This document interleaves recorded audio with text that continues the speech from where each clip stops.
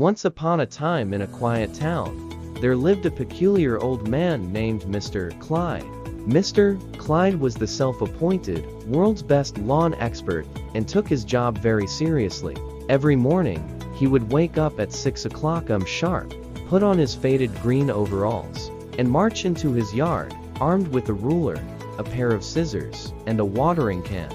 Now, Mr. Clyde was particularly proud of one thing: his grass. He treated it like gold, nurturing every blade with care.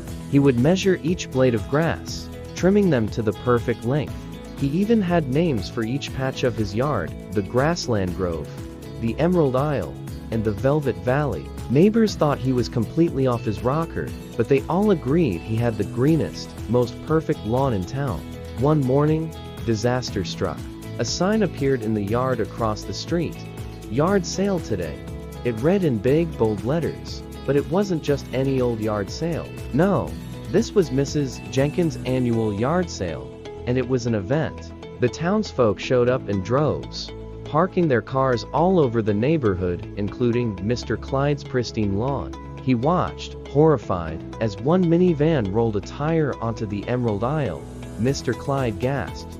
He sprinted outside, waving his ruler like a sword, yelling, "This is a no trespassing lawn zone."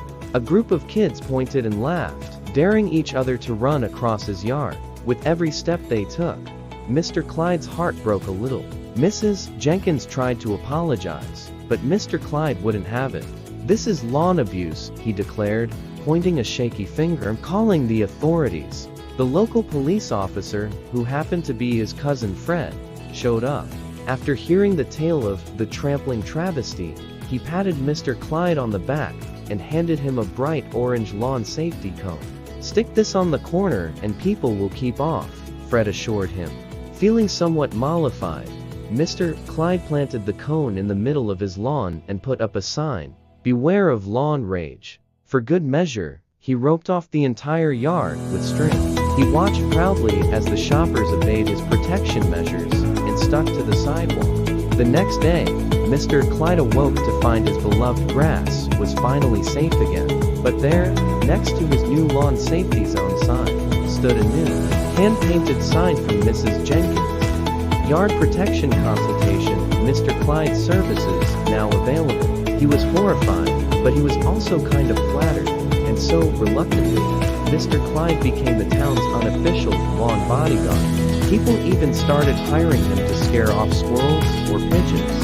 And from then on, his yard wasn't just the best in town, it was the most secure too.